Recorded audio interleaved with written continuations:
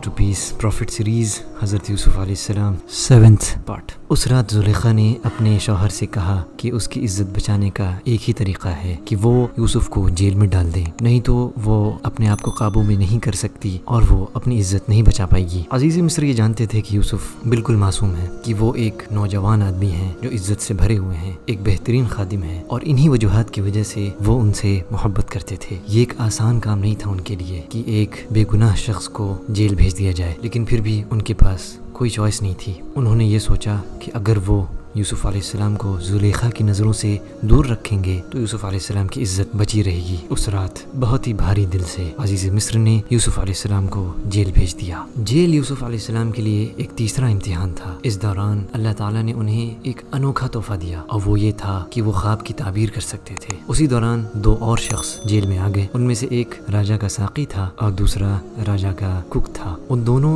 आदमियों ने ये महसूस किया कि यूसुफ़ कोई आम शख्स नहीं है, क्योंकि उनके चेहरे पे एक अलग सी चमक थी। दोनों शख्स को अलग अलग ख्वाब आए और वो बहुत बेचैन थे कि उनके ख्वाब की कोई ताबीर करे। राजा के कुक ने ये ख्वाब देखा कि वो महल में खड़ा है और उसके सर पर खुब्ज है और दो चिड़िया आकर उसके सर पे से वो खुब्ज खा रही हैं। साक़ी ने ये ख्वाब देखा कि वो राजा को शराब पेश कर रहा है। दोनों यूसुफ़ अलैहिस्सलाम के पास गए और उन्हें अपना ख्वाब बताया और उनसे उस ख्वाब का माना पूछा। सबसे पहले यूसुफ़ अलैहिस्सलाम ने उन्हें अल्लाह की तरफ दावत दी, फिर कहा कि जो कुक है उसे सलीब पे चढ़ा दिया जाएगा जब तक कि वो मर न जाए, और जो वो साक़ी है उसे वापस राजा के पास खिदमत के लिए भेज दिया जाएगा। यूसुफ़ अलैहिस्सलाम ने साक़ी से कहा कि वो राजा से उनका तज़किरा ज़रूर करें और उन्हें बताएं कि यूसुफ़ नाम का एक बेगुनाह शख्स जेल में है। जैसा यूसुफ़ अलैहिस्सलाम ने ख्वाब की ताबीर की वैसा ही हुआ। उस कुक को सलीब पे चढ़ा दिया गया और वो साक़ी वापस महल लौट गया। जब वो साक़ी अपने काम पे लग गया, शैतान ने उसे ये भुला दिया कि वो यूसुफ़ अलैहिस्सलाम का जिक्र राजा से करे। तो यूसुफ़ अलैहिस्सलाम जेल में कुछ और साल रहे, लेकिन वो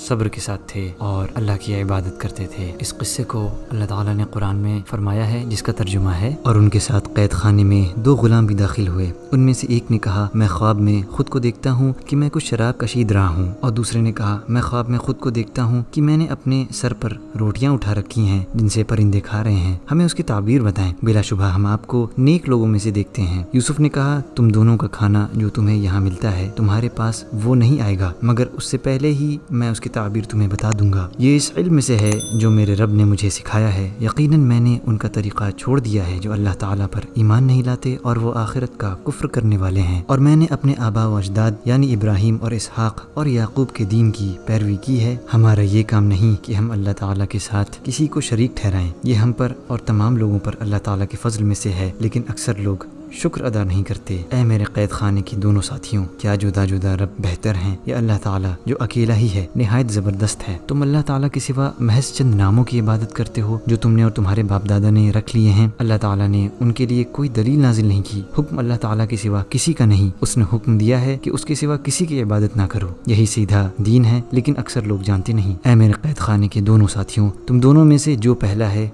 तो वो अपने आका को शराब पिलाएगा, और जो दूसरा है सो वो सूली पे चढ़ा दिया जाएगा। बस परिंदे उसके सर में से खाएंगे। जिसके बारे में तुम दोनों मुझसे पूछ रहे थे उसका फैसला हो गया। और यूसुफ ने उस शख्स से कहा जिसके बारे में ख्याल था कि वो उन दोनों में से रिहा होने वाला है, अपने आका के पास मेरा जिक्र करना। तो शैतान ने उसे अपने आका से यूसुफ का जिक्र करना भुला दिया, तो वो कई साल कैद खाने में रहे। आज का ये पार्ट यहीं ख़त्म होता है।